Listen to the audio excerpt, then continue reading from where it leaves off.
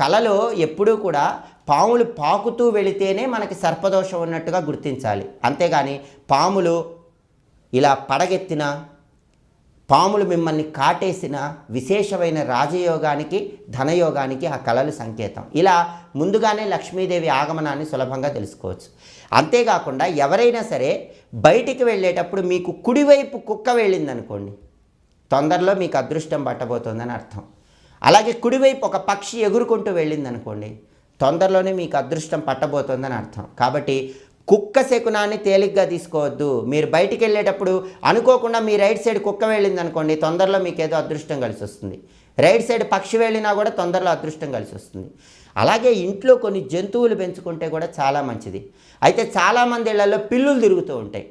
పిల్లులు ఇంట్లో తిరిగితే దుష్టశక్తికి సంకేతం, నెగిటివ్ ఎనర్జీ, అన్ని సమస్యలు ఉంటాయి. చాలామంది కుక్కలు ఇంట్లో పెంచుతూ ఉంటారు.